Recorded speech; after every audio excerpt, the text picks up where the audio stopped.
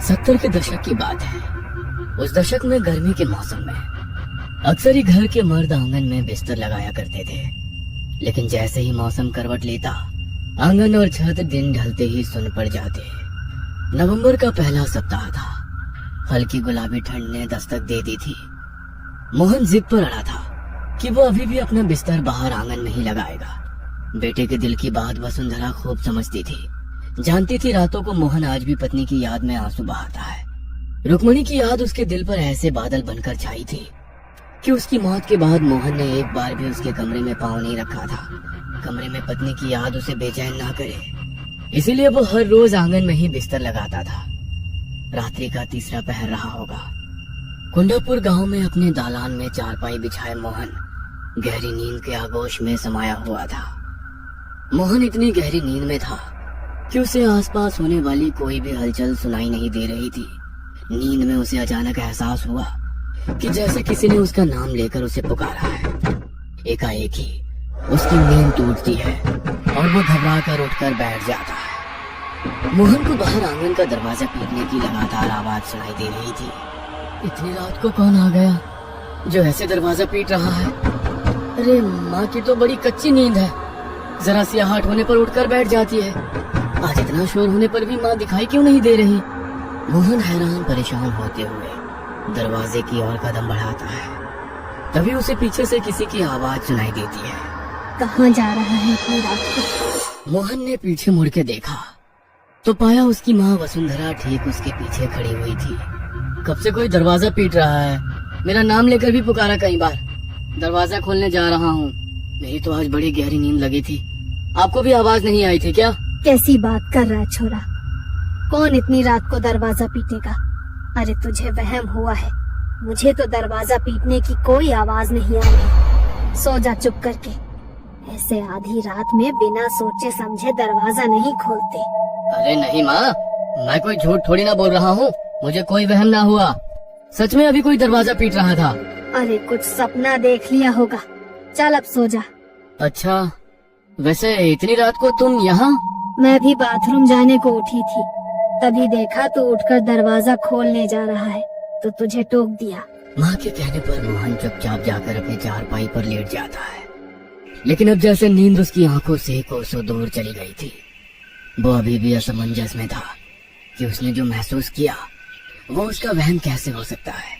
जो आवाज उसने सुनी वो झूठ नहीं हो सकती थी। मोहन चारपाई पर लेटा करवट बदल रहा था। तकरीबन रात के 2 बज गए थे और मोहन एक बार फिर गहरी नींद में चला गया था। अचानक ही उसे किसी के कुएं से पानी खींचने की आवाज सुनाई देने लगी। मोहन ने अपनी कलाई पर बंधी घड़ी की ओर नजर घुमाई। अभी रात के 2:30 बजे थे। चाहे जो मजबूरी हो, गांव में 4 बजे से पहले औरतें कुएं में पानी नहीं खींचती। फिर ऐसी आधी रात को कुएं पर कौन हो सकता है? एक बार फिर मोहन अपनी चारपाई से उठ खड़ा हुआ और धीमे कदमों से आंगन के दरवाजे के पास पहुंचा। कौन है बाहर? मोहन के इतना कहते ही कुएं से रस्से खींचने की आवाज बंद हो जाती है और उसे किसी औरत के सिसकने की आवाज सुनाई देने लगती है। मुझे अंदर आने दो, बाहर खड़ा ना हुआ जा रहा। कब से आपका नाम पुकार रही हूँ, आप दरवाजा ही ना खोलते। 2 घड़ी बैठ लेने दो अपने पास। किसी औरत की करुणा से भरी आवाज सुनकर मोहन दरवाजा खोल देता है। देखता है कि सामने लाल घूंघट ओढ़े एक स्त्री खड़ी हुई है। मोहन उसे लाकर अपनी चारपाई पर बैठाता है। आप भी मुझे पहचानने में गलती कर गई जी। इतनी जल्दी भूल गई क्या मुझे? मैंने आपको कितना पुकारा लेकिन आप सुनते ही नहीं। रुक्मणी, तू है क्या? घूंघट हटा, दिखा मुझे।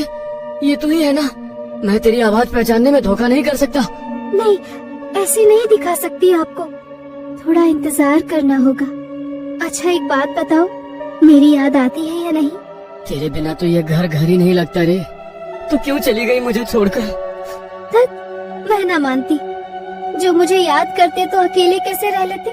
बोलो, साबित करोगे अपना प्रेम? हाँ बता, क्या करना होगा? अमावस्या की रात मैं आऊंगी तुम्हें लेने। अगर प्यार करते हो तो मेरे साथ चलना होगा। बोलो चलोगे ना? अभी मेरा जाने का समय हो गया है, मुझे चलना होगा। नहीं, मुझे छोड़कर मत जाओ। मैं तुम्हारे बिना नहीं रह सकता। मेरे पास बैठो ना कुछ देर। ठीक है, मैं वादा करती हूँ, फिर तुमसे मिलने आऊंगी।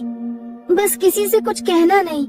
जब से रुक्मणी ने मोहन से वादा किया था, मोहन हर रात जाग कर बिता रहा था, क्योंकि वो रुक्मणी से मिलने का मौका खोना नहीं चाहता था। तीसरी रात को तकरीबन 2 बजे फिर से उसके दरवाजे पर दस्तक होती है। मोहन समझ गया था कि वो रुक्मणी ही है, इसलिए वो लपक कर दरवाजा खोल देता है।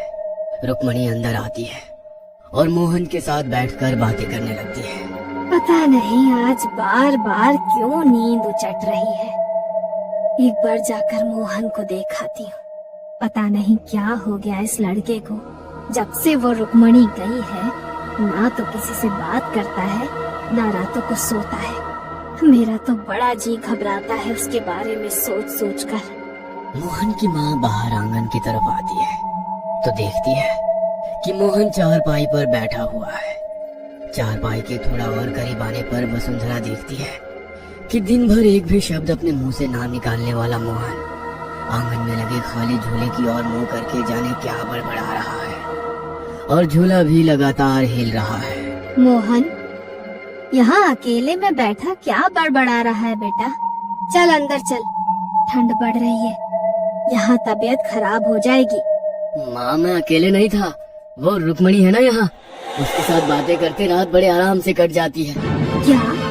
रुक्मणी? कहाँ है रुक्मणी? वसुंधरा के इतना कहते ही हिलता हुआ झूला अचानक से रुक जाता है। लो, चली गई। उसे तुम्हारा यहाँ आना अच्छा नहीं लगा, तुम्हें गुस्से से देख रही थी। बेटे के मुंह से ऐसी बातें सुनने के बाद वसुंधरा के पैरों तले से जैसे जमीन खिसक गई थी। किसी तरह अपने आप को संभालते वो अंदर गई और जाकर अपने पति को जगाने लगी। अरे मोहन के बापू, अरे उठो। मैं कहती थी छोरे को अकेले बाहर आंगन में मत सोने दो, लेकिन आप लोगों ने मेरी एक बात पर भी गौर ना किया। अरे कुछ पता भी है क्या चल रहा है आपके छोरे के साथ? अरे भगवान, क्या हो गया? क्यों आधी रात को शोर मचा रही हो? वसुंधरा कुछ भी कह पाती, इससे पहले ही उसे चक्कर आ जाते हैं और वो बेहोश होकर जमीन पर गिर पड़ती है। अगले दिन सुबह वसुंधरा को तेज बुखार ने जकड़ लिया था। उसकी हालत इतनी खराब थी कि मुंह से शब्द भी नहीं फूट रहे थे। किसी तरह शाम होते होते बुखार कम हुआ तो उसने मोहन को अपने पास बुलवाया। मोहन, आज के बाद तू बाहर आंगन में नहीं सोएगा, और मैंने पहले भी कहा है, तू हनुमान चालीसा का पाठ किया कर बेटा। तू सच सच बता छोरा, क्या सच में तुझे वो रुक्मणी दिखाई देती है? माँ, जीते जी तूने उसे चैन से रहने ना दिया, अब मरने के बाद तो उसे चैन लेने दे। और मैं बता रहा हूँ, अगर मेरे और रुक्मणी के बीच में आप लोग आए ना तो अच्छा ना होगा। वैसे भी बस 1 हफ्ते की बात है, उसके बाद मैं यहाँ नहीं रहने वाला। क्यों? कहाँ जा रहा है? तू बावला तो नहीं हो गया है? जा रहा हूँ अपनी रुक्मणी के साथ। वैसे भी मेरा मन नहीं लगता अब इस घर में, जहाँ वो रहेगी मैं भी वहीं रहूंगा। होश में आ छोरा, लुगाई के गम में बावला हो गया है क्या? कुछ होश है तुझे? क्या कह रहा है? अरे मर चुकी है रुक्मणी, और मरे हुए के साथ मरा नहीं जाता। अब वो तेरी लुगाई नहीं, एक प्रेत है। खबरदार, जो मेरी रुक्मणी के लिए कुछ कहा तो। अचानक ही मोहन की आंखें सफेद हुई और उसका चेहरा बदला बदला सा लगने लगा। दोहरी सी आवाज में उसने कहा, जब ये मेरे साथ जाना चाहता है तो तू बीच में क्यों आ रहा है? दूर रहे वरना पछताएगा। मोहन का ये रूप देखकर घर में सभी सदमे में आ गए थे। उसके बाद किसी की भी मोहन से एक भी शब्द कहने की हिम्मत ना हुई। कुछ देर बाद मोहन थोड़ा सामान्य हो गया था, लेकिन उसके चेहरे पर एक अजीब सी बेचैनी दिखाई पड़ रही थी। अगले 2 दिनों तक मोहन ने ना किसी से बात की, ना ही कुछ खाया पिया। बस बेचैनी में वो हर समय अपनी उंगलियां आपस में रगड़कर अपने कमरे में चहलकदमी करता रहता और रात में सबके सोने के बाद आंगन में अपनी चारपाई लगा लेता।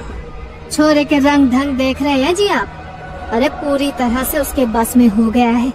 अरे लगता ही नहीं है कि हमारा छोरा है ये। अरे मुझे तो लगता है सच्ची में ले जाएगी हमारे छोरे को वो। कुछ करो, नहीं तो हाथ धो बैठोगे उससे। रुक्मणी मोहन की पत्नी और वसुंधरा की बहू थी। 16 की उम्र में ब्याह कर वसुंधरा के घर आई थी। ससुराल में पति मोहन से प्यार तो मिला, लेकिन सास की नजरों में वो हमेशा खटकती रही। कारण था रुक्मणी का निसंतान होना। ब्याह को 13 बरस बीत गए थे, लेकिन अभी तक कोई खुशखबरी सुनाई नहीं पड़ी थी, जिसके कारण सास वसुंधरा बहू को खरी खोटी सुनाने में कोई कसर नहीं छोड़ती थी। रुक्मणी और मोहन की शादी की सालगिरह थी। रुक्मणी आज 16 श्रृंगार करके बिल्कुल दुल्हन की तरह तैयार हुई थी। मोहन और रुक्मणी अभी पूजा करने मंदिर जा ही रहे थे कि वसुंधरा ने एक बार फिर बहू को कोसना शुरू कर दिया। बूढ़ी घोड़ी लाल लगाम, 13 बरस में एक औलाद तो पैदा न कर सकी, बस दुल्हन बनवा लो इसे रोज। मेरे तो भाग्य फूट गए। ऐसी सूखी बेल मैंने अपने आंगन में लगाई कि मेरे घर की हरियाली को ही खा गई। अरे ऐसी कौन सी खुशी दे दी तूने ब्याह करके जो तेरी सालगिरह मनाऊं मैं? दुल्हन बनी घूम रही है मनहूस कहीं की। अरे मैं तो कब से कह रही हूँ दूसरी शादी करके अपनी वंश बेला आगे बढ़ा ले, लेकिन ये छोरा तो जैसे लुगाई के बस में हो गया हो पूरा। मैं तो कहती हूँ मर भी जाती ना तो भी मेरा पीछा छूटता। दूसरी बहू लाती तो कम से कम बच्चों की किलकारी तो सुनने को मिलती। तेरे जीते जी तो ये छोरा मानेगा नहीं दूसरे ब्याह को।